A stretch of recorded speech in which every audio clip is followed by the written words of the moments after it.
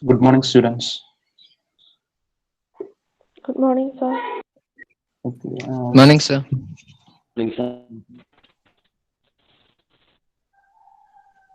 ഇന്ന് നമ്മൾ second മോഡ്യൂളാണ് start ചെയ്യുന്നത്. അപ്പോൾ ഫസ്റ്റ് മോഡ്യൂള് ക്ലിയർ ആയിരുന്നു എല്ലാവർക്കും? എക്സാം ഒക്കെ എങ്ങനെ ഉണ്ടായിരുന്നു? ഇന്ന് കമന്റ് ചെയ്യാമോ? അവസാനത്തെ ടോപ്പിക്ക് നമ്മൾ ക്ലാസ്സിൽ ഡിസ്കസ് ചെയ്തില്ലായിരുന്നു, പ്രോബ്ലംസ് നിങ്ങളോട് പഠിക്കാനാ പറഞ്ഞത്.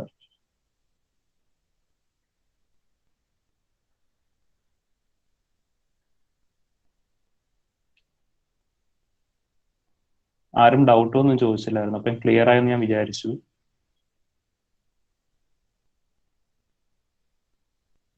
ഓക്കെ, അപ്പോൾ നമ്മളിത് സ്റ്റാർട്ട് ചെയ്യുന്നത് സെക്കൻഡ് മോഡ്യൂളാണ്. അപ്പോൾ ഇത് വളരെ എളുപ്പമാണ്, കമ്പാരിറ്റീവ് ടു ഫസ്റ്റ് മോഡ്യൂൾ വളരെ എളുപ്പമുള്ള മോഡ്യൂളാണ് സെക്കൻഡ് മോഡ്യൂൾ. അപ്പൊ ഇതിനകത്ത് നമുക്ക് ആകെപ്പാടെ ഒരു ഇക്വേഷൻ മാത്രം പഠിച്ചാൽ മതി. നിങ്ങളെ ടൈറ്റിൽ എന്താണ്? കോളംസ് ആണ് നമുക്കുള്ളത്.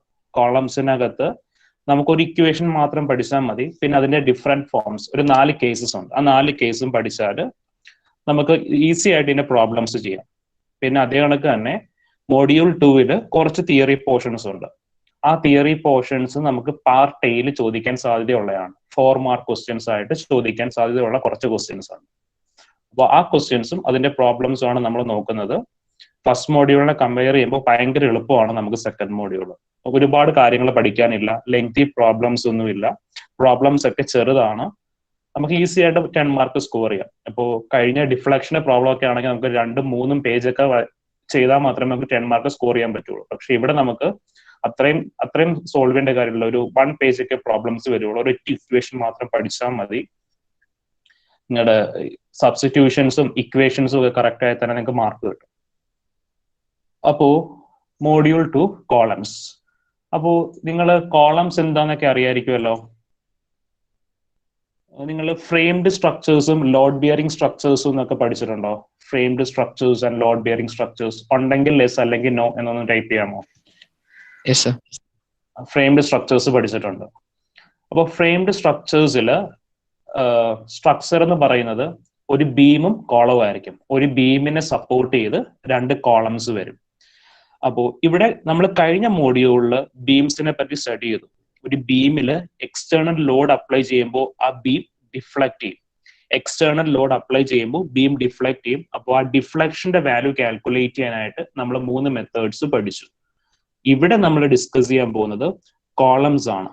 കോളത്തില് ലോഡ് അപ്ലൈ ചെയ്യുമ്പോൾ കോളത്തിലും എന്ത് ചെയ്യും? കോളം ഒന്ന് ബെൻഡ് ചെയ്യും. ആ ബെൻഡിങ്ങിന് നമ്മൾ പറയുന്ന പേരാണ് buckling of columns. Buckling of columns. അപ്പോ നമ്മൾ ഒരു ബീമിനകത്ത് എക്സ്റ്റേണൽ ലോഡ് ആക്ട് ചെയ്യുമ്പോൾ ബീം ബെൻഡ് ചെയ്യുന്നതിനാണ് ഡിഫ്ലക്ഷൻ എന്ന് പറയുന്നത്. പക്ഷേ കോളത്തിനകത്ത് എക്സ്റ്റേണൽ ലോഡ് അപ്ലൈ ചെയ്യുമ്പോൾ കോളം നമ്മൾ ബീം ബെൻഡ് ചെയ്യുന്ന കണക്ക് തന്നെ ബെൻഡ് ചെയ്യും. പക്ഷെ ഇവിടെ അതിന് പറയുന്നത് കോളം ബെൻഡ് ചെയ്യുകയാണെങ്കിൽ അതിന് പറയുന്ന പേരാണ് ബക്ലിംഗ് ഓഫ് കോളംസ്. സോ നമുക്ക് ആ ഡെഫിനിഷൻ ആയിട്ട് തന്നെ പോവാം. അപ്പോൾ നിങ്ങൾ ആ ഇമേജിൽ കാണുന്നതാണ് ഒരു കോളം എന്ന് പറയുന്നത്. ആ കോളത്തിൽ എക്സ്റ്റേണൽ ലോഡ് അപ്ലൈ ചെയ്ത് കഴിയുമ്പോൾ കോളം ബെൻഡ് ചെയ്യും. അതിന് പറയുന്ന പേരാണ് ബക്ലിംഗ് ഓഫ് കോളംസ്. ഇനി തിയറി പോർഷൻസ് ആയിട്ട് പറഞ്ഞു പോവാം, അതായിരിക്കും നിങ്ങൾക്ക് എളുപ്പം. അപ്പോൾ ഈ പറയുന്ന തിയറീസ്, ഞാൻ ക്ലാസ്സിൽ പറയുന്ന തിയറീസ് വളരെ ഇമ്പോർട്ടൻ്റ് ആണ്. അപ്പോൾ ആ തിയറീസ് പഠിക്കണം. നമുക്ക് 4 മാർക്ക് ഈസി ആയിട്ട് സ്കോർ ചെയ്യാം. അപ്പോൾ ഫസ്റ്റ് കോളത്തിന്റെ ഡെഫിനേഷൻ ആണ്. A column is a long vertical slender bar or vertical member subjected to an axial compressive load. അപ്പോൾ കോളത്തിൽ ഡെവലപ്പ് ചെയ്യുന്ന ലോഡ് എന്ന് പറയുന്നത് കംപ്രസീവ് ലോഡാണ്. നമുക്ക് ഒരു ബോഡിയിൽ 2 ടൈപ്പ് എഫക്റ്റാ വരുന്നത്. ഒന്നെങ്കിൽ കംപ്രഷൻ വരും, ഇല്ലെങ്കിൽ ടെൻഷൻ വരും. അപ്പോൾ കോളത്തിൽ ഡെവലപ്പ് ചെയ്യുന്നത് കംപ്രഷൻ ആണ്. എന്ന് വെച്ചാൽ ഇമേജ് കാണിച്ചു തരാം.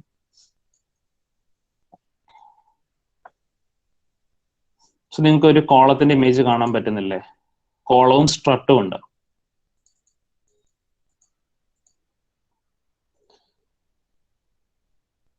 സി കറക്റ്റ് വെർട്ടിക്കലായിട്ട് നിൽക്കുന്നതിനെയാണ് കോളംസ് എന്ന് പറയുന്നത്. ഇൻക്ലൈൻഡ് ആയിട്ടുള്ള മെമ്പേഴ്സ് അല്ലെങ്കിൽ ഹൊറിസോണ്ടലൊക്കെ വരുന്നതാണ് സ്ട്രട്സ് എന്ന് പറയുന്നത്. സ്ട്രട്സ് നമ്മൾ അടുത്ത ഡെഫിനിഷനായിട്ട് പഠിക്കും. അപ്പൊ ഇത് കോളംസ്.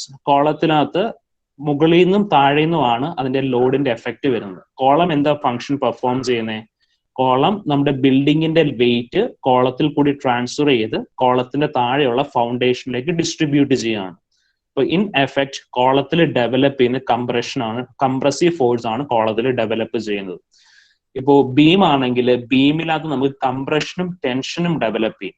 ലോഡ് അപ്ലൈ ചെയ്യുന്ന പോയിന്റിൽ കംപ്രസീവ് ഫോഴ്സും അതിന്റെ ഓപ്പോസിറ്റ് ഫേസിൽ ടെൻസൈൽ ഫോഴ്സും ഡെവലപ്പ് ചെയ്യുമായിരുന്നു. പക്ഷെ കോളത്തിൽ അങ്ങനല്ല, കോളത്തിൽ ഡെവലപ്പ് ചെയ്യുന്നത് കംപ്രസീവ് ഫോഴ്സ് ആണ്. അപ്പൊ അതായിരുന്നു നമ്മുടെ ഡെഫിനിഷനകത്ത് പറഞ്ഞത്.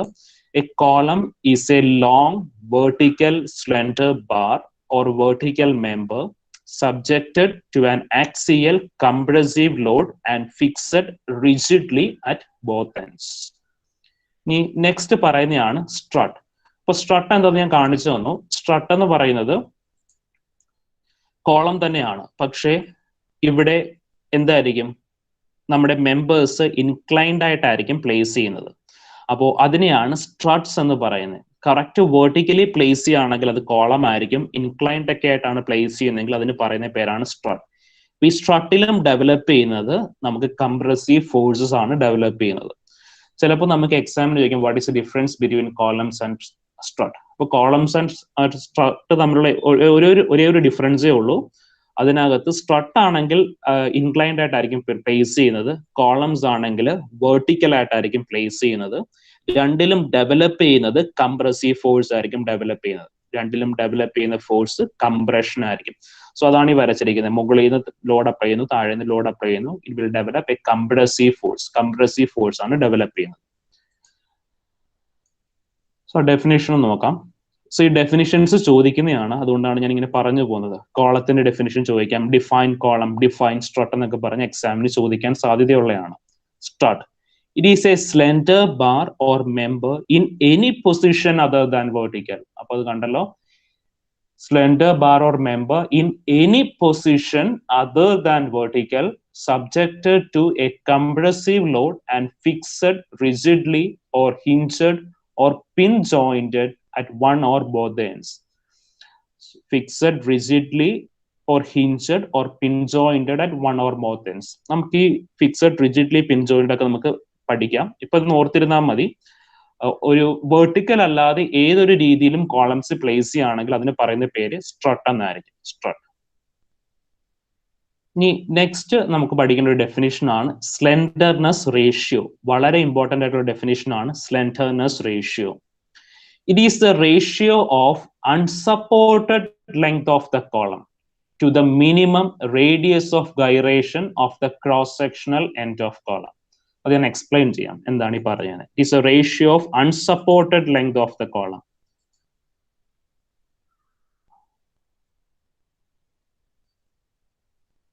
നിങ്ങൾക്കൊരു ജാംബോർഡ് വിസിബിൾ ആണോ?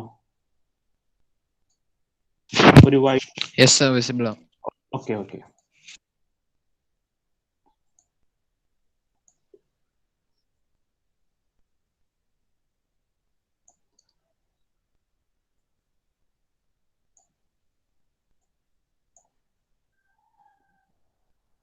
സോ ഇതാണ് ഒരു കോളം.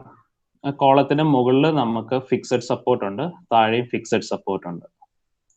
ഈ കോളത്തിൽ നമുക്ക് ലോഡ് അപ്ലൈ ചെയ്യുന്നു. മുകളിൽ നിന്ന് ലോഡ് ഉണ്ട്, താഴെ നിന്ന് ലോഡ്. ഇൻ എഫക്റ്റിനകത്ത് എന്ത് ഡെവലപ്പ് ചെയ്യും? കംപ്രസീവ് ഫോഴ്സ് ഡെവലപ്പ് ചെയ്യും. അപ്പോൾ കംപ്രസീവ് ഫോഴ്സ് ഡെവലപ്പ് ചെയ്ത് കഴിയുമ്പോൾ ഈ കോളം ഇങ്ങനെ ബെൻഡ് ചെയ്യും. അപ്പോൾ ഇതിന് പറയുന്ന പേരാണ് ബക്ലിംഗ്. ബക്ലിംഗ്. അപ്പൊ ബക്ലിംഗ് എന്താന്ന് ക്ലിയർ ആയല്ലോ. കോളത്തില് ലോഡ് അപ്ലൈ ചെയ്യുമ്പോൾ ഈ കോളം ബെൻഡ് ചെയ്യും. അപ്പൊ അതിന് പറയുന്ന പേരാണ് buckling of columns. Buckling of columns. അപ്പൊ ഈ കോളം ഇങ്ങനെ ബക്കിൾ ആകുമ്പോൾ അതിന് പറയുന്ന പേരാണ്, ഈ ലെങ്ത്, ഈ ബക്കിൾ ആകുന്ന ലെങ്തിന് പറയുന്നതാണ് അൺസപ്പോർട്ടഡ് ലെങ്ത് ഓഫ് കോളം, അല്ലെങ്കിൽ എഫക്റ്റീവ് ലെങ്ത് എന്ന് നമ്മൾ പറയും. അതാണ്ട് ഈ റെഡ് ലൈന് വരച്ചിരിക്കുന്നതാണ് unsupported length of the column, അല്ലെങ്കിൽ എഫക്റ്റീവ് ലെങ്ത് എന്നൊക്കെ പറയുന്നത്. ഇനി ആ ഡെഫിനിഷനകത്ത് പറയുന്നുണ്ടായിരുന്നു to the minimum radius of gyration. ഈ മിനിമം റേഡിയസ് ഓഫ് ഗൈറേഷൻ എന്ന് വെച്ചാൽ അതിന്റെ ഇക്വേഷൻ ഞാൻ പറഞ്ഞുതരാം. Minimum radius of gyration, K minimum is equal to, ഇതാണ് radius of gyration, is equal to root of I minimum. I minimum, I എന്ന് വെച്ചാൽ moment of ഇനേഷ്യ ആണ്. മിനിമം മൊമെന്റ് ഓഫ് ഇനേഷ്യ divided by cross sectional area. അപ്പോ ഇതാണ് ആ ഡെഫിനിഷനകത്ത് പറയുന്നത് radius of gyration. Minimum radius of gyration is equal to root of I minimum, which is moment of inertia minimum value. നമുക്കൊരു body എടുത്തു കഴിഞ്ഞാൽ നമുക്ക് അതിനകത്ത് രണ്ട് മൊമെന്റ് ഓഫ് ഇനേഷ്യ വരും. ഒരു മൊമെന്റ് ഓഫ് ഇനേഷ്യ അബൌട്ട് എക്സ് ആക്സിസ് ആയിരിക്കും, ഐ എക്സ് എക്സ് എന്നൊരു മൊമെന്റ് ഓഫ് ഇനേഷ്യ വരും, ഐ വൈ വൈ എന്നൊരു മൊമെന്റ് ഓഫ് ഇനേഷ്യ വരും. ഇതിനകത്ത് ഏറ്റവും ലീസ്റ്റ് വാല്യൂ ആണ് നമ്മൾ കൺസിഡർ ചെയ്യുന്നത്. എന്ന് വെച്ചാൽ കോളം ബക്കിൾ ചെയ്യുന്നത് ലീസ്റ്റ് മൊമെന്റ് ഓഫ് ഇനേഷ്യ വരുന്ന പോയിന്റിലാണ് കോളം ബക്കിൾ ചെയ്യുന്നത്. അപ്പോ ഈ radius of gyration, minimum radius of gyration എടുക്കുമ്പോൾ അതിന്റെ ഇക്വേഷൻ വെച്ചാൽ റൂട്ട് ഓഫ് ഐ മിനിമം, അതായത് മൊമെന്റ് ഓഫ് ഇനേഷ്യയുടെ ലീസ്റ്റ് വാല്യൂ ഏതിലാ വരുന്നത്, ഐ എക്സ് എക്സിലാണോ വരുന്നത്, ഐ വൈ വൈയിലാണോ വരുന്നത് നോക്കാം.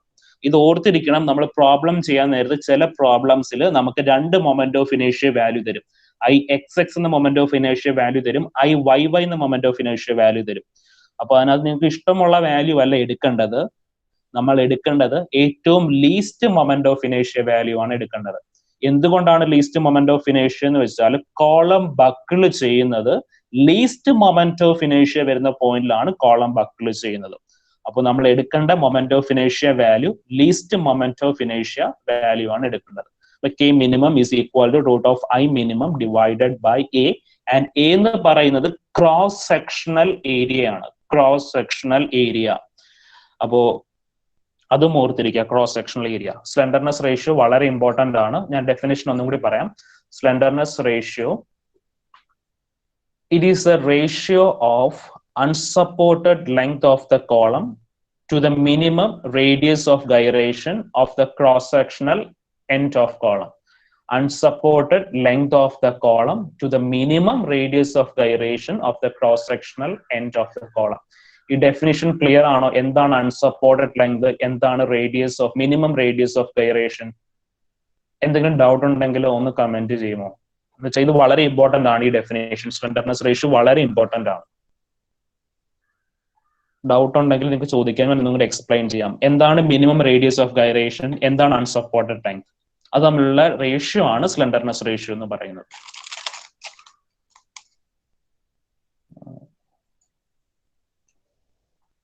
വളരെ ഇമ്പോർട്ടന്റ് ആണ് സ്ലെൻഡർനെസ് റേഷ്യോ.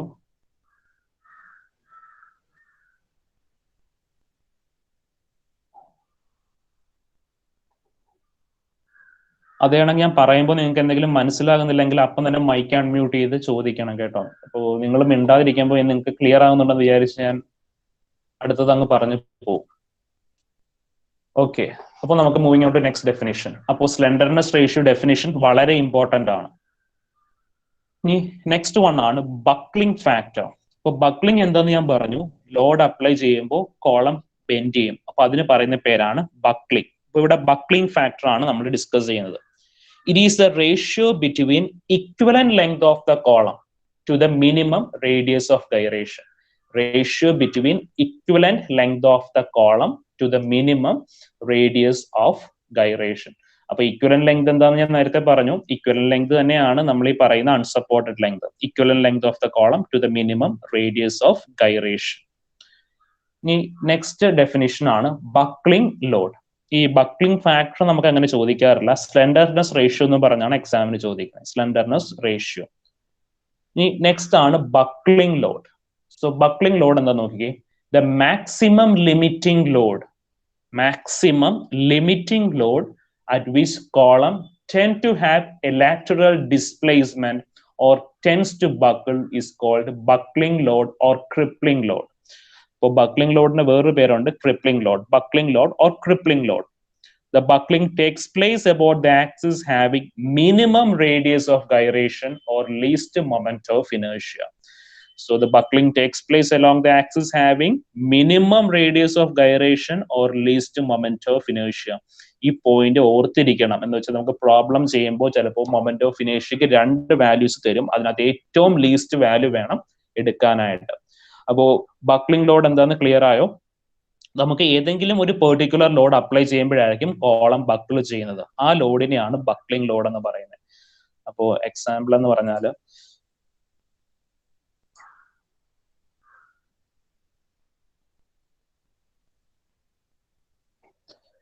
ഇപ്പോ ഈ കാണിച്ചിരിക്കുന്ന ഫിഗർ തന്നെ ഇവിടെ നമുക്ക് ഒരു 100 കിലോന്യൂട്ടൺ ലോഡ് അപ്ലൈ ചെയ്തപ്പോഴാണ് ഇതിങ്ങനെ ബക്കിൾ ചെയ്തത്. 99.8 കിലോന്യൂട്ടൺ ലോഡ് അപ്ലൈ ചെയ്തപ്പോഴും ഇത് ബക്കിൾ ചെയ്തില്ല, സ്ട്രെയിറ്റ് ആയിട്ട് തന്നെയാണ് നിന്നത്. അപ്പോൾ 100 കിലോന്യൂട്ടൺ ലോഡ് അപ്ലൈ ചെയ്തപ്പോൾ എന്ത് ചെയ്തു? ഇതിനൊരു ലാറ്ററൽ ഡിസ്പ്ലേസ്മെന്റ് വന്നു. അപ്പോൾ ആ 100 കിലോന്യൂട്ടൺ എന്ന് പറഞ്ഞ ലോഡാണ് ബക്ലിംഗ് ലോഡ് എന്ന് പറയുന്നത്. 100 കിലോന്യൂട്ടൺ ലോഡാണ് ബക്ലിംഗ് ലോഡ്. ഏത് ലോഡ് അപ്ലൈ ചെയ്യുമ്പോഴാണ് കോളം ഡിസ്പ്ലേസ് ചെയ്യുന്നത് അല്ലെങ്കിൽ കോളത്തിന് ബക്ലിംഗ് വരുന്നത്, അതിനെയാണ് ബക്ലിംഗ് ലോഡ് എന്ന് പറയുന്നത്. Buckling load. നെക്സ്റ്റ് ഡെഫിനിഷൻ ആണ് safe load. Safe load, so equation ആയിട്ട് പഠിച്ചാൽ മതി. Buckling load divided by factor of safety. It is the load at which a column is actually subjected to and is well below the buckling load. അപ്പോൾ column buckle ചെയ്യാതിരിക്കണമെങ്കിൽ ഉള്ള ലോഡാണ്. It is the load at which a column is actually subjected to and is well below the buckling load. Safe load is equal to buckling load divided by factor of safety. Next ആണ് classification of columns. കോളത്തിലെ നമുക്ക് മൂന്നായിട്ട് classify ചെയ്യും. നമുക്ക് ആ 3 classification ഉണ്ടെങ്കിലും നമുക്ക് long columns മാത്രം പഠിച്ചാൽ മതി. അപ്പോൾ കോളത്തിനെ മൂന്നായിട്ട് ക്ലാസിഫൈ ചെയ്യുന്നത് short column, medium size columns and long columns. അപ്പോൾ പക്ഷേ ഈ ഡെഫിനിഷൻസ് ചോദിക്കാറുണ്ട് കോളത്തിന്റെ classification. Short columns, medium size columns and long columns. എന്നിട്ട് നമുക്ക് ലോങ് കോളം മാത്രം പഠിച്ചാൽ മതി, ബിക്കോസ് ലോങ് കോളത്തിലാണ് ബക്ലിംഗ് ഉണ്ടാകുന്നത്. ഷോർട്ട് കോളത്തിൽ ഉണ്ടാകുന്നത് ബക്ലിംഗ് ആയിരിക്കില്ല. അപ്പോ ലോങ് കോളംസ് മാത്രം നമ്മുടെ സിലബസിലുള്ളൂ. ഷോർട്ട് കോളംസും മീഡിയം സൈസ് കോളംസും ഡെഫിനിഷൻസ് മാത്രം പഠിക്കുക. എന്ന് വെച്ചാൽ നമുക്ക് ഡെഫിനിഷൻസ് ചോദിക്കാറുണ്ട്. Classification of columns, how are columns classified എന്നൊക്കെ പറഞ്ഞ് ചോദിക്കാറുണ്ട്. അപ്പോൾ ഫസ്റ്റ് ക്ലാസിഫിക്കേഷൻ ആണ് ഷോർട്ട് കോളംസ്. അപ്പൊ പേര് പോലെ തന്നെ എന്തായിരിക്കും? അതിന്റെ ഹൈറ്റ് കുറവായിരിക്കും. മീഡിയം സൈസ് കോളം എന്ന് പറയുമ്പോൾ ഷോർട്ട് കോളത്തിനും ലോങ് കോളത്തിനും ഇടയ്ക്ക് ഹൈറ്റ് ഉള്ളതായിരിക്കും. ലോങ് കോളം എന്ന് പറയുമ്പോൾ ഹൈറ്റ് ഒരുപാട് കൂടുതലായിരിക്കും. അങ്ങനെയാണ് ഹൈറ്റിന്റെ ബേസ് അല്ലെങ്കിൽ ഡയമീറ്റർ ടു ഹൈറ്റ് റേഞ്ചിലാണ് നമ്മൾ short columns, medium size columns and long columns classify ചെയ്യുന്നത്. ഇപ്പോൾ ഡെഫിനിഷൻ ആയിട്ട് പഠിക്കാം. Short columns, columns which have length less than 8 times their respective diameter. Have length less than 8 times their respective diameter or slenderness ratio less than 32 are called short columns.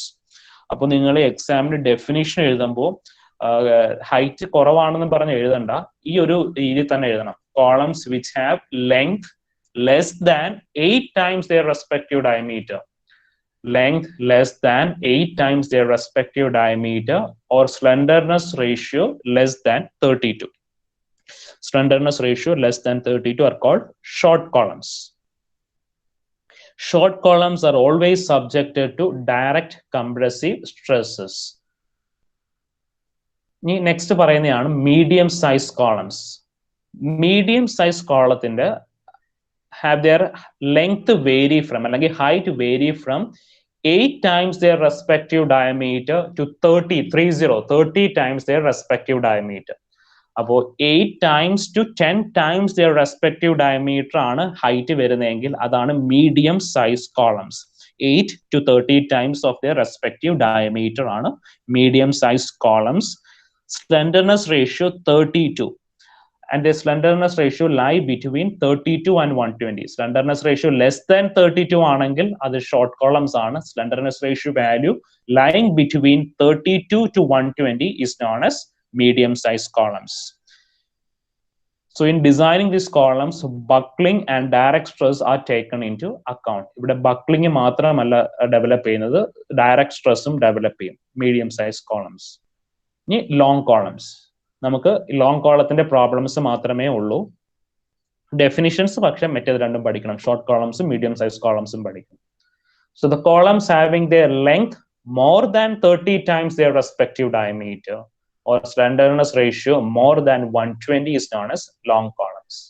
അപ്പോൾ length more than 30 times their respective diameter, slenderness ratio more than 120, അപ്പോൾ അതാണ് long columns.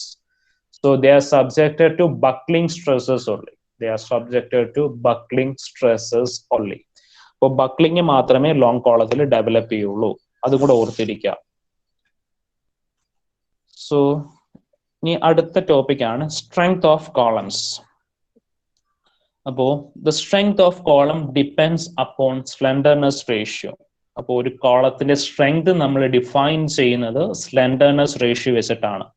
അപ്പോൾ slenderness ratio അതാണ് ഞാൻ പറഞ്ഞത് വളരെ important ആണെന്ന് പറഞ്ഞത്. The strength of A column depends upon slenderness ratio. ഈ ഡെഫിനിഷൻസ് പഠിക്കണം. സ്ട്രെങ്ത് ഓഫ് കോളംസ് ഒക്കെ ഡിഫൈൻ ചെയ്യാനായിട്ട് ചോദിക്കാറുണ്ട്.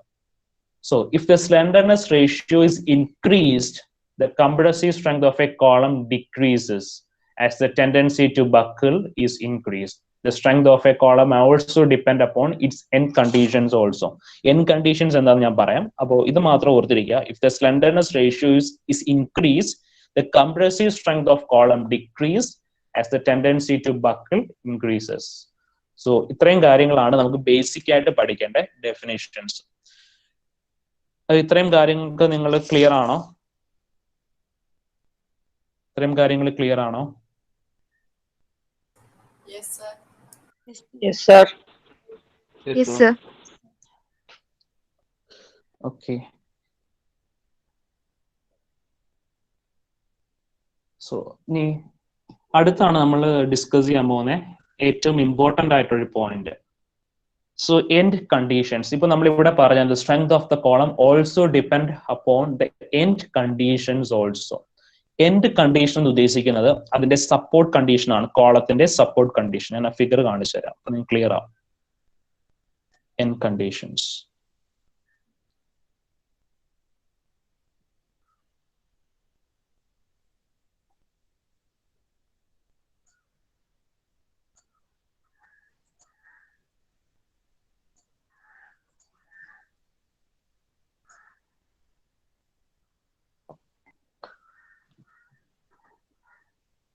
നിങ്ങൾക്കൊരു 4 ഫിഗേഴ്സ് കാണാൻ പറ്റുന്നില്ലേ?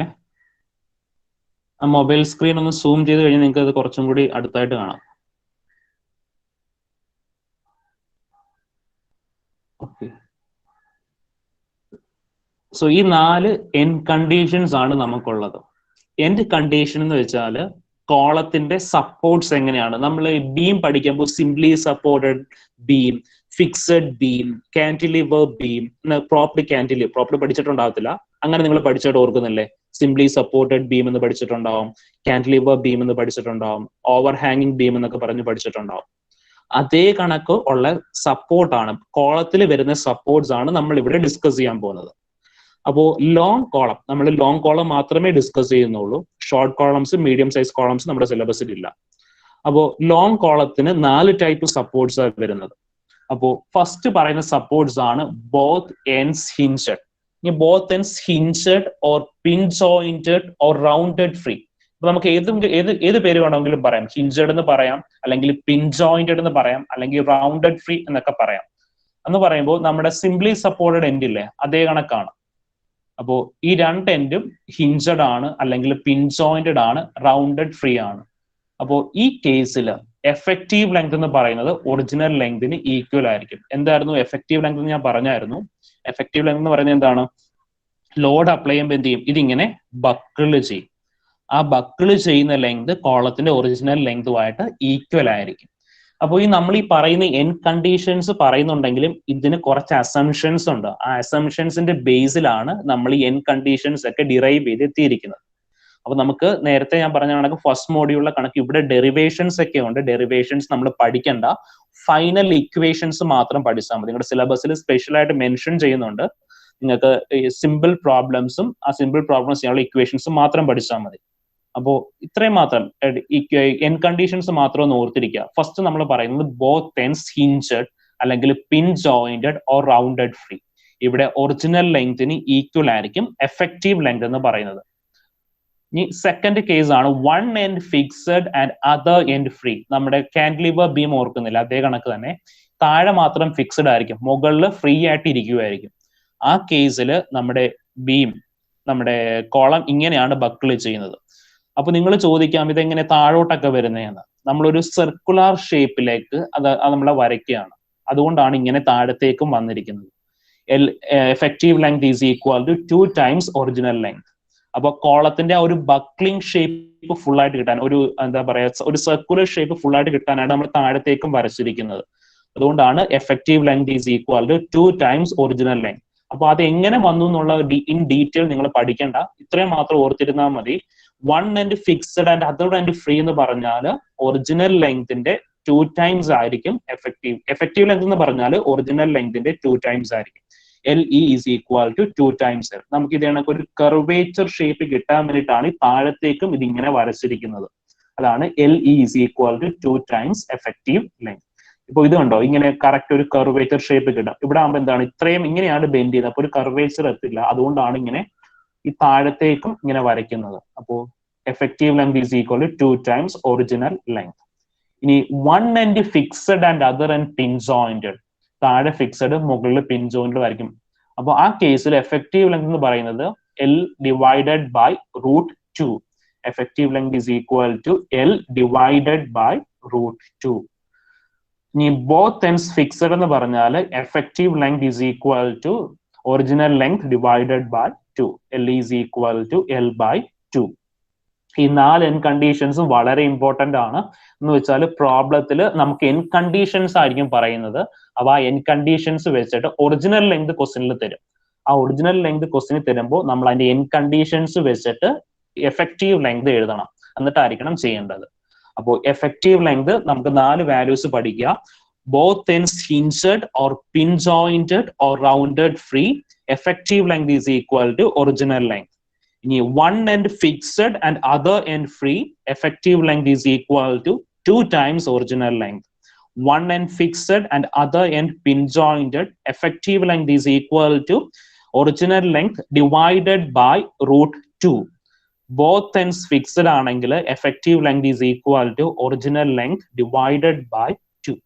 അപ്പോ ഈ 4 end conditions പഠിക്കുക. ഇതിനകത്ത് എന്തെങ്കിലും ഡൗട്ട് ഉണ്ടോ? എന്തെങ്കിലും ഡൗട്ട് ഉണ്ടോ? ഈ ഒരു കേസ് നിങ്ങൾക്ക് ഡൗട്ട് തോന്നാം, സെക്കൻഡ് കേസ്. അപ്പൊ അത്രേ ഉള്ളൂ. നമുക്ക് അതിങ്ങനെ ഒരു ഫുൾ കർവേച്ചർ ഷേപ്പ് കിട്ടാൻ വേണ്ടിയിട്ടാണ് നമുക്ക് ഈ ബക്കിൾ ചെയ്യുന്നത് താഴത്തേക്കും വരച്ചിരിക്കുന്നത്.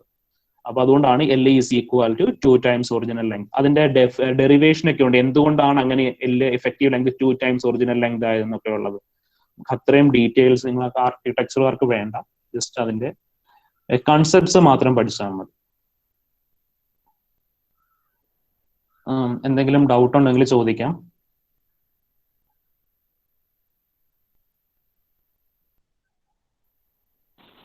എന്തുകൊണ്ടാണ് 2L വന്നതിനുള്ള ഡെറിവേഷൻ അല്ലാതെ വേറെ എന്തെങ്കിലും കാരണങ്ങളുണ്ടോ? കാരണങ്ങൾ എന്ന് വെച്ചാൽ ഇത്രയേ ഉള്ളൂ. നമുക്ക് ഇങ്ങനെ ഒരു കർവേച്ചർ ഷേപ്പ് ഫുൾ ആയിട്ട് കിട്ടണം. ഇപ്പൊ ബാക്കി 3 കേസ് നോക്കിക്കേ, ഇത് കണ്ടോ, ഇങ്ങനെ നമുക്ക് ഇങ്ങനെ ഒരു കർവേച്ചർ വന്നില്ലേ? ഞാൻ അത് വരച്ചു കാണിക്കാം. അപ്പൊ ഇവിടെ നമുക്ക് അങ്ങനെ കർവേച്ചർ വരില്ലല്ലോ. ഇങ്ങനെ ഇതിങ്ങനെ ഒരു ഡിഫ്ലക്റ്റഡ് ഷേപ്പ് പോലെ നിൽക്കുമല്ലയോ ഇങ്ങനെ ഒരു സൈഡ്. അത് ഫുൾ ഒരു കർവേച്ചർ കിട്ടാൻ വേണ്ടിയിട്ടാണ് അതങ്ങനെ വരച്ചിരിക്കുന്നത്, 2 ടൈംസ് ഒറിജിനൽ. ഇതിങ്ങനെ ഫുൾ ഒരു കർവേച്ചർ ഷേപ്പ് കിട്ടണം ബക്ലിംഗ് എന്ന് പറയുമ്പോൾ. അല്ലെങ്കിൽ ഇങ്ങനെ ഒരു സൈഡിലേക്ക് മാത്രം ഡിഫ്ലക്ട് ചെയ്യുന്നതാണ് നിൽക്കുന്നത്. അതുകൊണ്ടാണ് ഈ കർവേച്ചർ ഷേപ്പ് ഫുൾ ആയിട്ട് വരാനാണ് നമ്മൾ താഴത്തേക്ക് കൂടി ഇങ്ങനെ എക്സ്റ്റെൻഡ് ചെയ്ത് വരയ്ക്കുന്നത്. ബക്ലിംഗ് എന്ന് പറയുമ്പോൾ നമുക്ക് ആ ഒരു കർവേച്ചർ വരും. അതുകൊണ്ടാണ് നമുക്ക് അവിടെ effective length is equal to 2 times original length എന്ന് എടുക്കുന്നത്. ഫുൾ ഒരു കർവേച്ചർ ഷേപ്പ് വരണം ബക്ലിംഗ് എന്ന് പറയുമ്പോൾ. അപ്പോൾ ഇതിങ്ങനെ ശരിക്കും ഇങ്ങനെ ഡോട്ടഡ് ലൈൻ പോലെ വരയ്ക്കുന്നത്. അപ്പൊ നിങ്ങൾക്ക് അത് ഫുള്ള് ക്ലിയർ ആവാൻ വേണ്ടിയിട്ടാണ് അത് ഇതിൽ കൊടുത്തിരിക്കുന്നത്. Effective length is equal to 2 times original length. Okay ആണോ? അത് ഈ സൈഡ് ഫിക്സഡ് ആണ്, ഒരു സൈഡ് ഫിക്സഡ് ആണ്. അപ്പൊ നമുക്ക് ദാണ്ടെ ശരിക്കും ഞാൻ വരച്ചു കാണിക്കാം.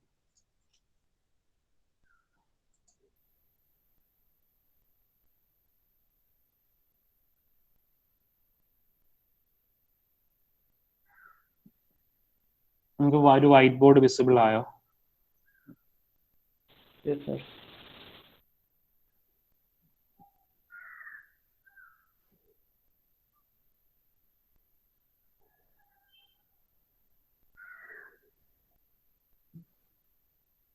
ജാംബോർഡ് ലോഡ് ചെയ്യാൻ ഇച്ചിരി സമയം വരും. വന്നു.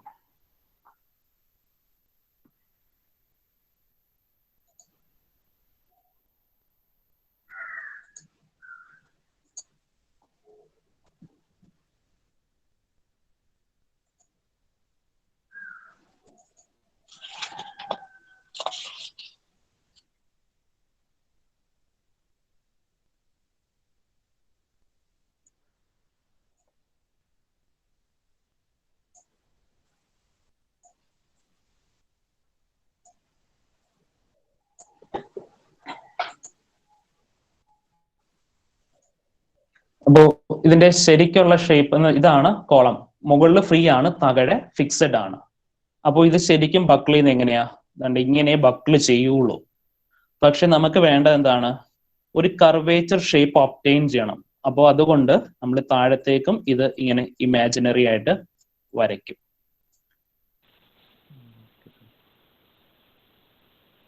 സോ ഇതാണ് അതിന്റെ എഫക്റ്റീവ് ലെങ്ത് എന്ന് പറയുന്നത്.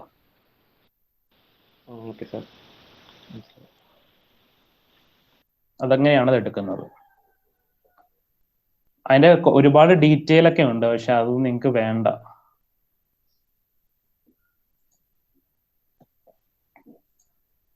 വേറെ എന്തെങ്കിലും ആർക്കെങ്കിലും ഡൗട്ട് ഉണ്ടോ? സർ, ഇത് എക്സ്റ്റെൻഡ് ചെയ്യുന്ന ഫ്ലോർ ലെവലിന്റെ താഴേക്കാണോ ഈ ഇമാജിനറി എടുക്കുന്നത്? അതെ അതെ അതെ അതെ അതെ. ഓക്കെ. എന്ന് വെച്ചാൽ നമുക്ക് ഇതിനകത്ത് കുറെ അസംഷൻസ് ഉണ്ട്. അപ്പോ ആ അസംഷൻസ് നിങ്ങൾക്ക് ഇതിന്റെ അസംഷൻസ് നിങ്ങൾക്ക് പഠിക്കാനില്ല.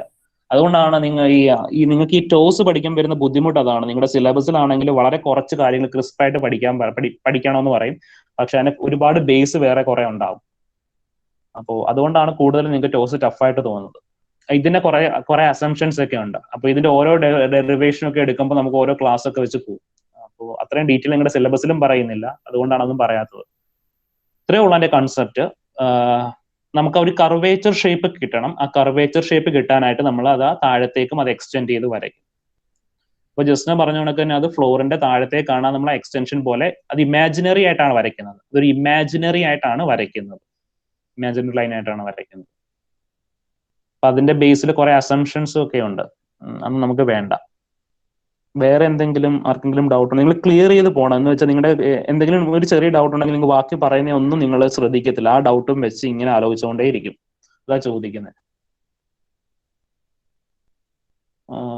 എന്തെങ്കിലും ഡൗട്ട്സ് ഉണ്ടെങ്കിൽ ചോദിക്കാം. എന്തെങ്കിലും ചെറിയ സംശയം ആണെങ്കിലും ചോദിക്കാം. ഇല്ലെങ്കിൽ നമുക്ക് അടുത്ത ഒരു ഇക്വേഷൻ, വളരെ ഇമ്പോർട്ടൻ്റ് ഒരു ഇക്വേഷൻ ഉണ്ടത് പഠിക്കാം. നെക്സ്റ്റ് ടോപ്പിക്കിലേക്ക് പോകാമോ?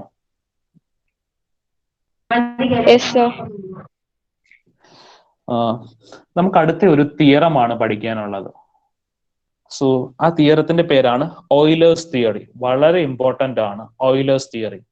EULERS, Euler's theory for columns. അപ്പോ ഓയിലേഴ്സ് തിയറിക്കകത്ത് അസംഷൻസ് വളരെ ഇമ്പോർട്ടന്റ് ആണ്. ഈ അസംഷൻസ് നമുക്ക് എക്സാമിന് ചോദിക്കും. അപ്പോ ഓയിലേഴ്സ് തിയറിയുടെ ഫസ്റ്റ് അസംഷൻ ആണ് the column is initially straight and of uniform lateral dimension. കോളത്തിന്റെ ഡയമെൻഷൻ കോൺസ്റ്റന്റ് ആയിരിക്കണം, അല്ലാതെ വേരി ചെയ്യാൻ പാടില്ല. The column is initially straight എന്നേ പറയുന്നുള്ളൂ. Initially straight and of uniform lateral dimension. ഈ സെക്കൻഡ് അസംഷൻ ആണ് the compressive load is exactly axial and it passes through the centroid of the column section. The compressive load is exactly axial and it passes through the centroid of the column section. The third one ആണ് the material of the column is perfectly homogeneous and isotropic. Material of the column is perfectly homogeneous and isotropic. Fourth one, pin joints are frictionless and the fixed end are perfectly rigid. Pin joints are frictionless and the fixed end are perfectly rigid. നിങ്ങൾ ഈ പിൻ jointed columns കണ്ടിട്ടുണ്ടാവാൻ സാധ്യതയില്ല. ഞാൻ ഒന്ന് വരച്ചു കാണിക്കാം. പിൻ jointed columns.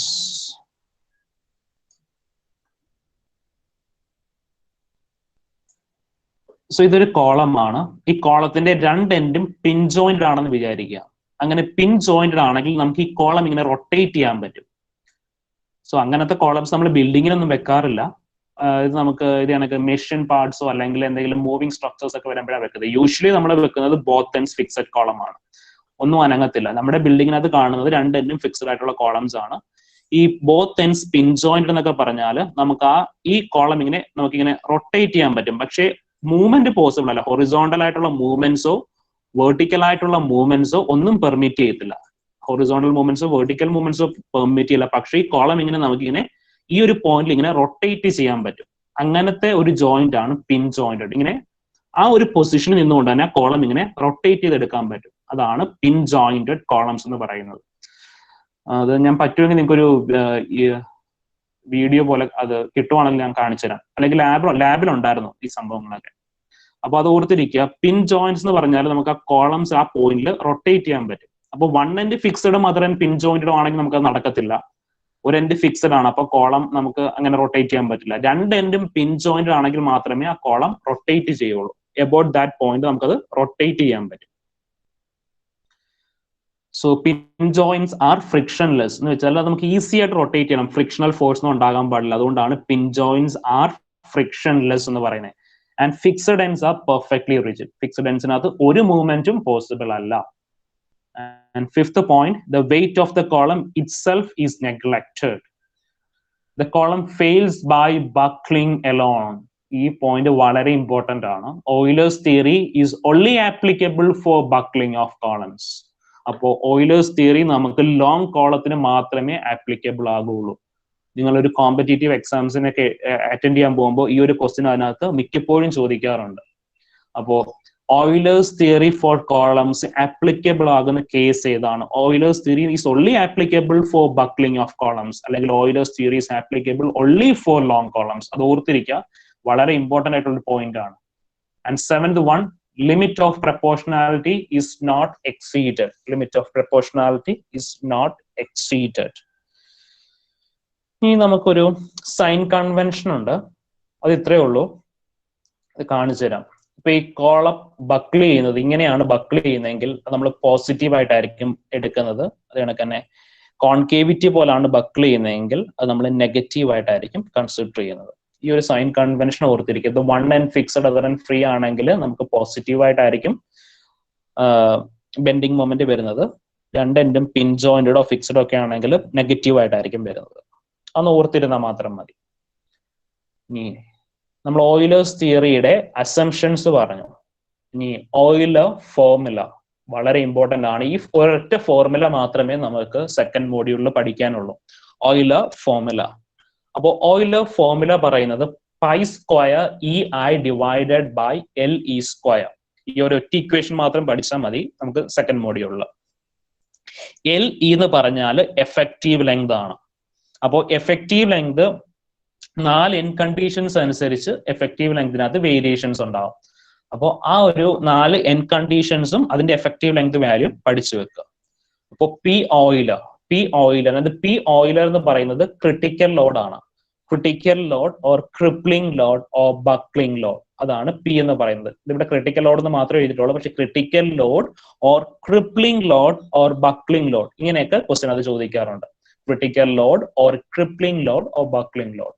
ഇനി E എന്ന് പറഞ്ഞാൽ modulus of elasticity. E stands for modulus of elasticity. I for least moment of inertia of the section of column. അപ്പൊ ഞാൻ നേരത്തെ പറഞ്ഞായിരുന്നു നമുക്കൊരു കോളത്തില് moment of inertia about X axis എടുക്കാറുണ്ട്, moment of inertia about Y ആക്സിസും എടുക്കാറുണ്ട്. അപ്പോൾ ഇതിനകത്ത് ഏറ്റവും ലീസ്റ്റ് വാല്യൂ ആയിരിക്കണം നമ്മൾ ഓയിലർ ഇക്വേഷനിൽ എടുക്കേണ്ടത്. ബിക്കോസ് ഏറ്റവും ലീസ്റ്റ് മൊമെന്റ് ഓഫ് ഇനേർഷ്യ വരുന്ന പോയിന്റിലാണ് കോളം ബക്കിൾ ചെയ്യുന്നത്. ഇനി L E equivalent length of column അല്ലെങ്കിൽ ഇക്വലന്റ് ലെങ്ത് ഓഫ് സ്ട്രട്ട്. അപ്പോൾ ഇക്വലന്റ് ലെങ്ത് ഓഫ് കോളം ആണ് എൽ ഇ എന്ന് പറയുന്നത്. L E equivalent length of columns. So ഇത് പറഞ്ഞ ക്ലിയർ ആണോ? ഓയിലേഴ്സ് തിയറിയുടെ അസംഷനും ഓയിലർ ഫോർമുലയും. ഓയിലർ ഫോർമുല മാത്രമേ പഠിക്കാനുള്ളൂ.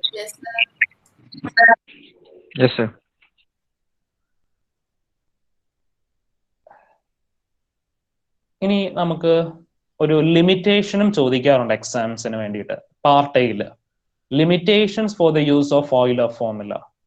അപ്പോൾ ഫസ്റ്റ് ലിമിറ്റേഷൻ ആണ് പറയുന്നത്, it is applicable to an ideal column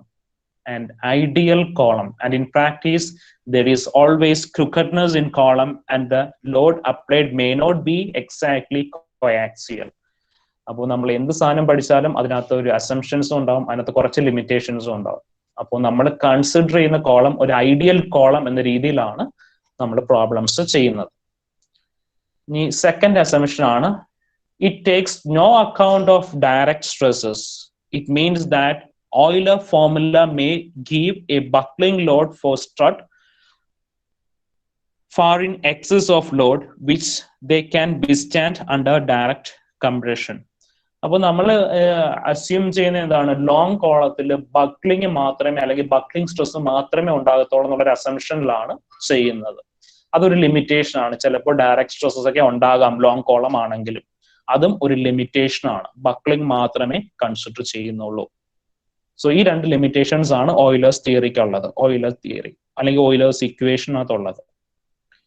ഇനി അടുത്തയാണ് ആപ്ലിക്കബിലിറ്റി ഓഫ് ഓയിലർ തിയറി. ഇതും ഇമ്പോർട്ടന്റ് ആണ്. ഇതൊക്കെ നമുക്ക് പാർട്ട് എയിൽ ചോദിക്കുന്ന ക്വസ്റ്റ്യൻസ് ആണ് കേട്ടോ. Applicability of Euler theory. ഇത് ഫസ്റ്റ് പറയുന്ന പോയിന്റ് ആണ്, it is assume that only buckling has any effect in developing this theory. Buckling has any effect in developing this theory. That is a strut is assumed to be slender. ഇനി second പറയുന്നതാണ്, if the maximum allowable compressive stress in strut, if the maximum allowable compressive strut in is sigma c, the breaking or crushing load or strength would be sigma c into a. എന്ന് വെച്ചാൽ area ആണ്. Next പറയുന്നതാണ്, if p exceeds sigma c into a, then the strut will break in crushing. So സ്ട്രട്ടോ കോളമോ, നമുക്ക് correct വെർട്ടിക്കലായിട്ട് നിൽക്കുവാണെങ്കിൽ column എന്ന് പറയും, inclined ആയിട്ട് നിൽക്കുകയാണെങ്കിൽ സ്ട്രട്ടോ എന്ന് പറയും. പക്ഷെ രണ്ടിനകത്തും വരുന്ന എഫക്ട്സ് എല്ലാം സെയിം ആയിട്ടാണ് കൺസിഡർ ചെയ്യുന്നത്. ഇനി നെക്സ്റ്റ് പറയുന്ന പോയിന്റ് ആണ്, it is found that for values of slenderness ratio greater than 80, the Euler formula may be applied, but it will not conform closely with actual buckling load until the slenderness ratio becomes very large. So ഈ ഒരു points ഒക്കെ നിങ്ങളൊന്ന് പഠിച്ചു വെക്കുക, എക്സാമിന് നമുക്ക് part എയിൽ ചോദിക്കുന്നതാണ്. ഓക്കെ,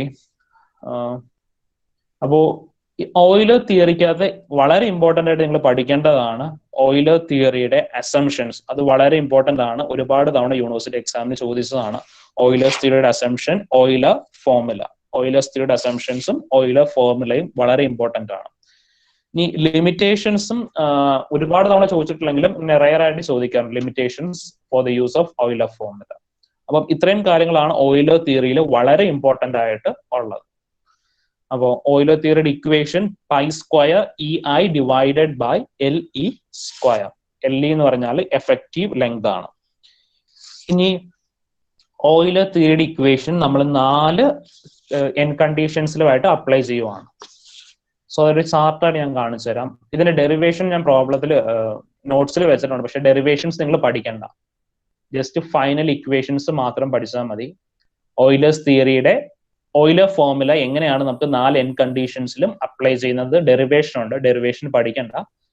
ആ ഡെറിവേഷൻ കഴിഞ്ഞൊരു ചാർട്ട് നിങ്ങൾക്ക് വെച്ചിട്ടുണ്ട്, ആ ചാർട്ട് മാത്രം പഠിച്ചാൽ മതി. കാണിച്ചു തരാം. പിന്നെ നിങ്ങൾ ഈ ഇക്വേഷൻസ് ഒക്കെ നോട്ട്ബുക്കിൽ എഴുതി വെക്കണം. അപ്പോൾ യൂണിവേഴ്സിറ്റി എക്സാമിന് പോകുന്നതിന് മുമ്പ് നിങ്ങൾക്ക് ജസ്റ്റ് റിവൈൻഡ് ചെയ്ത് പോകാൻ പറ്റും. ഈ നോട്ട്ബുക്ക് എടുത്ത് എല്ലാ സാധനങ്ങളും നോക്കുന്നതിനെക്കാട്ടും എളുപ്പം ഇക്വേഷൻസ് മാത്രം ഒരു നോട്ട്ബുക്കിലേക്ക് നോട്ട് ചെയ്ത് വെക്കുക. നോട്ട്ബുക്കിന്റെ ബാക്കിൽ അങ്ങനെ നോട്ട് ചെയ്ത് വെക്കുക.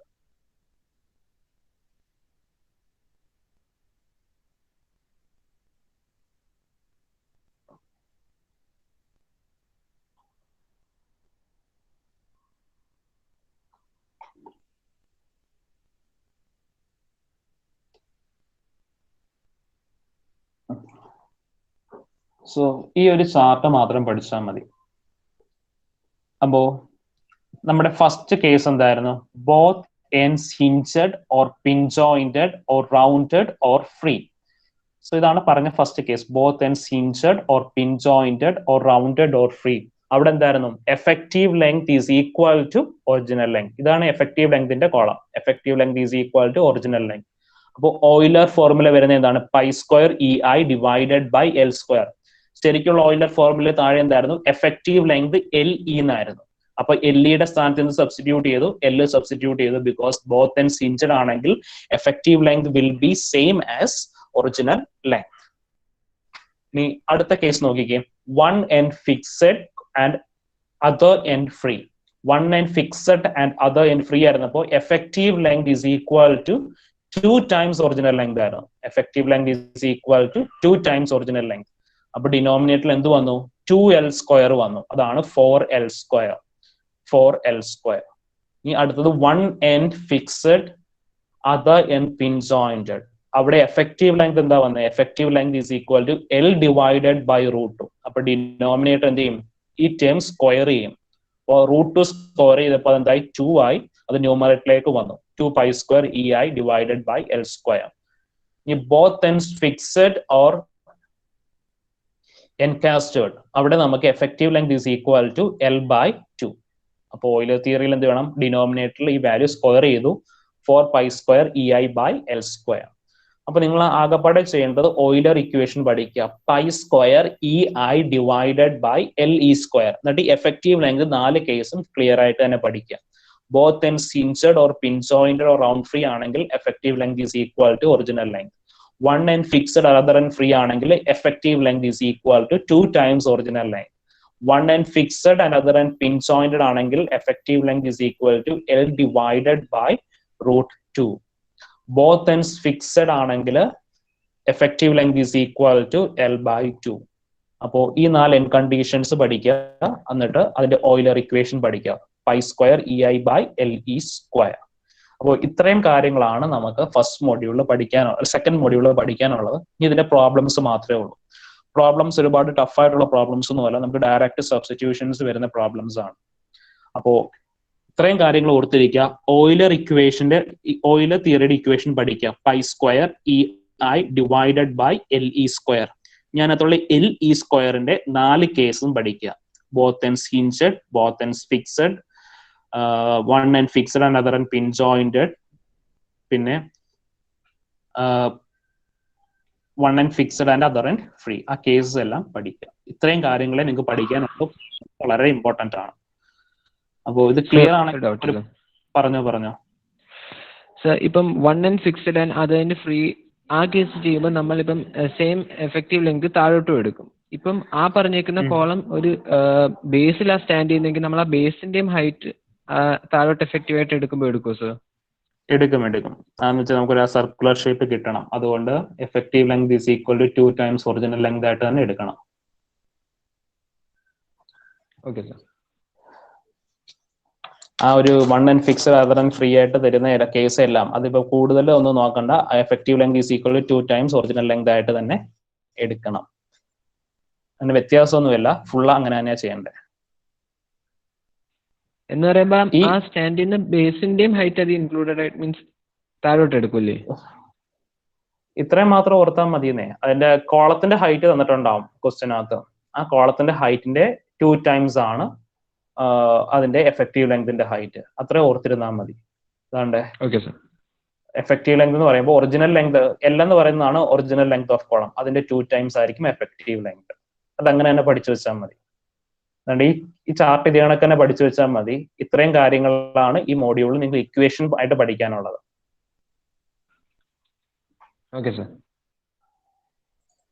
പിന്നെ നിങ്ങൾക്ക് ഇതിന്റെ തിയറിയും പഠിക്കുക. അത്രേ ഉള്ളൂ നമുക്ക് സെക്കൻഡ് മോഡ്യൂൾ പഠിക്കാനായിട്ട്. ബാക്കിയെല്ലാം നമുക്ക് പ്രോബ്ലംസ് ആണ്. ഇതാണ്ടേ ഈ 4 കേസിന്റെ എഫക്റ്റീവ് ലെങ്തിന്റെ വാല്യൂ ഓയിലർ ഇക്വേഷൻ വാല്യൂ ഈ ഇക്വേഷൻ പഠിക്കണമെന്നില്ല. നിങ്ങൾ ആ മെയിൻ ഇക്വേഷൻ മാത്രം പഠിച്ചാൽ മതി. Pi square ei by le square എന്നുള്ള ഇക്വേഷൻ മാത്രം പഠിച്ചാൽ മതി. എന്നിട്ട് എൽഇയുടെ വാല്യൂ സബ്സ്റ്റിറ്റ്യൂട്ട് ചെയ്ത് കൊടുത്താൽ മതി. വേറെ എന്തെങ്കിലും ഉണ്ടെങ്കിൽ ചോദിക്കാം, ഇല്ലെങ്കിൽ നമുക്കൊരു പ്രോബ്ലം ഡിസ്കസ് ചെയ്യാം.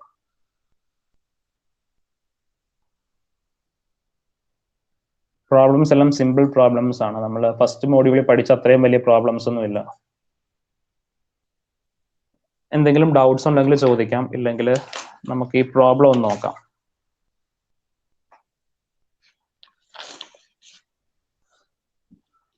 പ്രോബ്ലം ചെയ്യാമോ?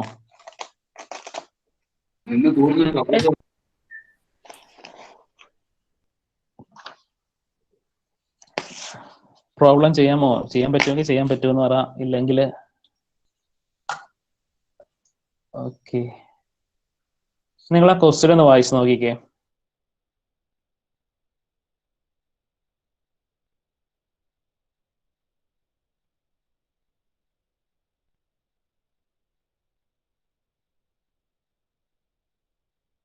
a solid round bar 60 millimeter. കേൾക്കാൻ പറ്റുന്നുണ്ടോ എല്ലാവർക്കും? കേൾക്കാൻ പറ്റുന്നു sir. Okay. A solid round bar 60 mm in diameter and 2.5 meter long is used as a column. One end of the column is fixed but the other end is hinged. വ്യക്തമായിട്ട് കൊടുത്തിട്ടുണ്ട്. One end of the column is fixed but the other end is hinged. Find the safe compressive load using Euler's formula. You assume E is equal to 200 giganewton per meter square and factor of safety 3. നമുക്ക് വേണ്ടത് safe compressive load ആണ് വേണ്ടത്. അപ്പോൾ ഇവിടെ N condition പറയുന്നത് one end of the column is fixed and other end is hinged. One end is fixed and other end is hinged ആണെങ്കിൽ effective length എങ്ങനെയായിരിക്കും എടുക്കുന്നത്? One end of the column is fixed but the other end is hinged. Effective length is equal to എങ്ങനെ വരും? ഇപ്പൊ അങ്ങോട്ട് കാണിച്ചതല്ലേ ഉള്ളൂ നിങ്ങളുടെ അടുത്ത്. One end of the column is fixed but the other end is hinged. Effective length is equal.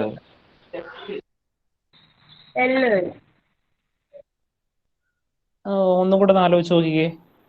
One end of the column is fixed but the other end L by root 2. One end is fixed and other end pin jointed. അല്ലെങ്കിൽ പിൻ ജോയിന്റഡോ ഹിഞ്ചഡോ എന്നൊക്കെ നമ്മൾ പറയാറുണ്ട്. പിൻ jointed അല്ലെങ്കിൽ rounded or free അങ്ങനെയൊക്കെ തരാറുണ്ട്. അപ്പൊ ആ കേസിൽ എന്താണ്? L divided by root 2. One end fixed and other end pin jointed. L divided by root 2. One end fixed other end free ആണ് 2L. One end fixed other end free ആണ് 2L. ഇനി both ends hinged അല്ലെങ്കിൽ pin jointed അല്ലെങ്കിൽ rounded അല്ലെങ്കിൽ free എന്നൊക്കെ പറഞ്ഞു വരുവാണെങ്കിൽ capital L. Original length is equal to effective length. പിന്നെ ലാസ്റ്റ് കേസ് ആണ് ബോത്ത് എൻഡ്സ് ഫിക്സഡ് ആണെങ്കിൽ L divided by 2. Both ends fixed ആണെങ്കിൽ L divided by 2. സോ നമുക്ക് ചെയ്യാം. എല്ലാ വാല്യൂസും ഡയറക്റ്റ് ആയിട്ട് തന്നെ തന്നിട്ടുണ്ട്.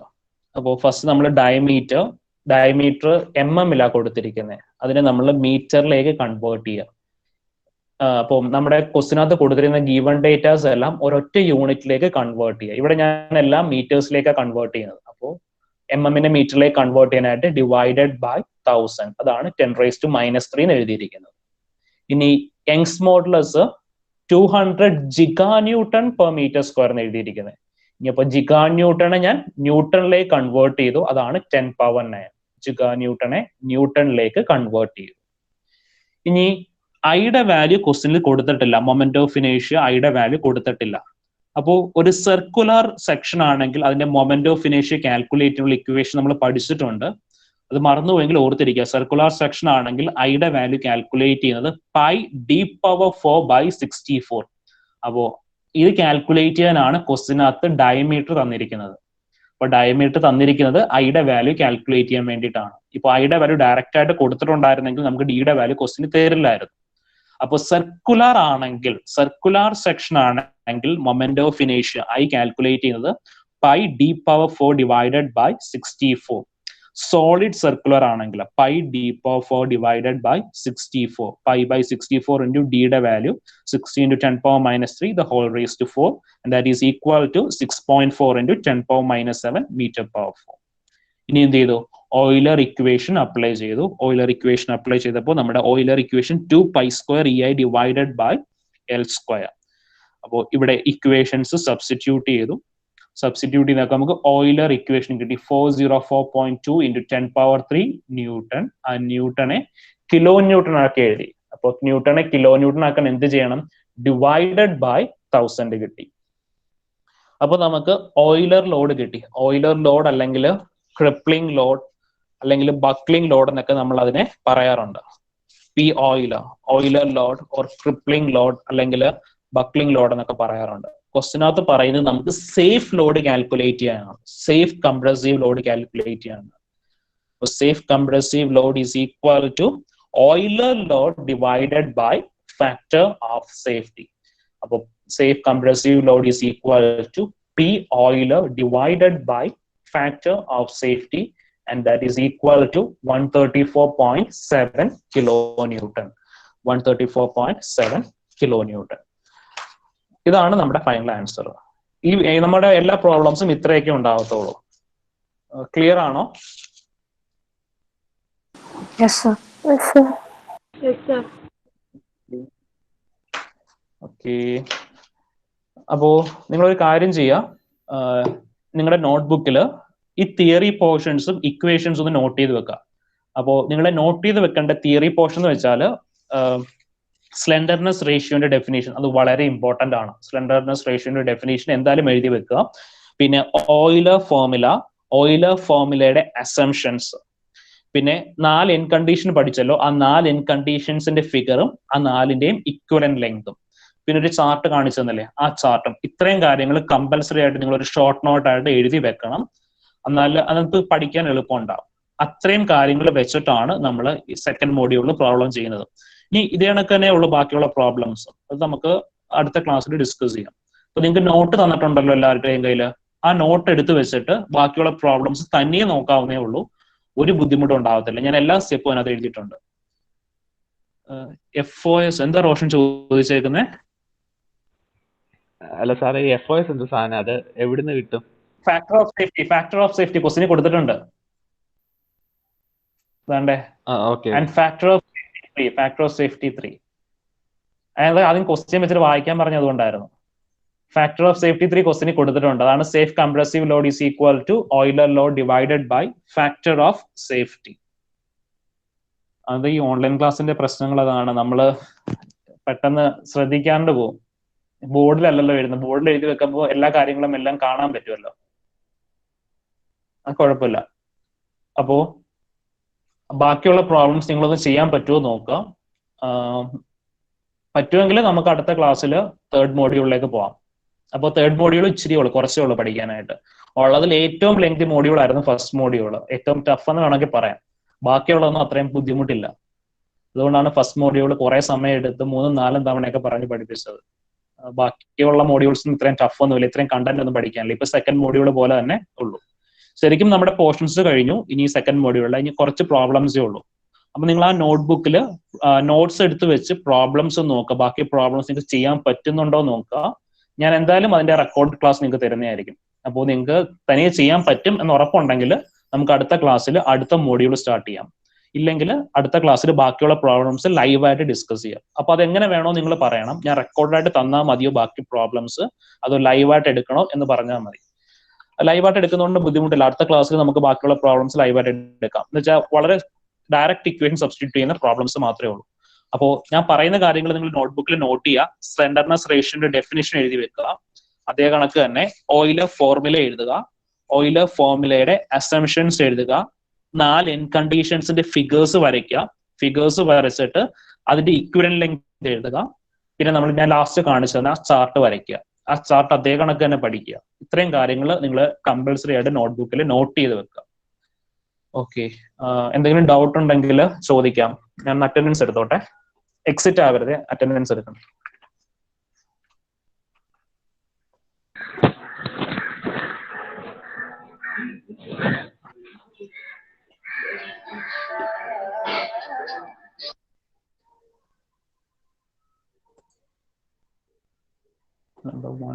നമ്പർ 3 പെർമനന്റ് ആബ്സെന്റ് ആണോ? റോൾ നമ്പർ 3 ഉണ്ടായിരുന്നു. നമ്പർ 9 പെർമനന്റ് 3 ഉണ്ടായിരുന്നോ? നമ്പർ 9 പെർമനന്റ് ആണോ?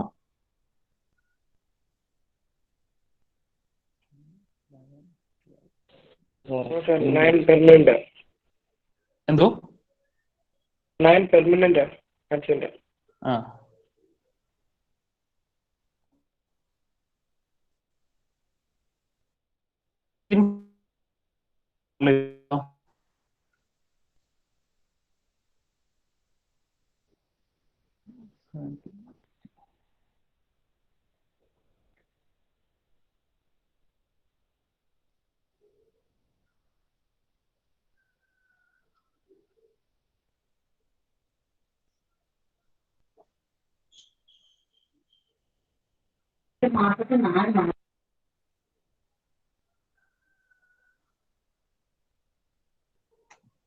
ബെൻസോണിന്റെ നമ്പർ എത്രയാ? റോൾ നമ്പർ എത്രയാ? ബെൻസോൺ പീറ്റ് 16. 16. ഈ Manisha R S roll number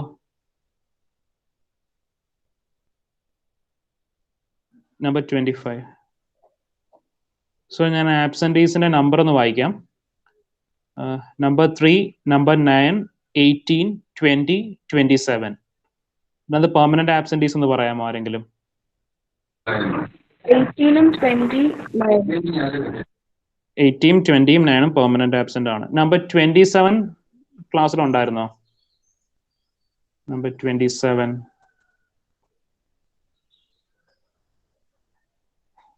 അറിയില്ല. നമ്പർ 3 പ്രസന്റ് ആയിരുന്നു അല്ലേ? അതെ സാറേ.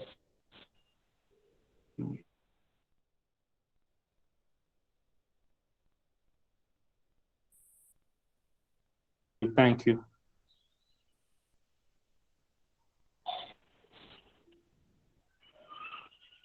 Thank you, sir. So you can exit. Thank you, sir. Thank you, sir. Thank you, sir. Thank you, sir. Thank you, sir. Thank you, sir. Thank you.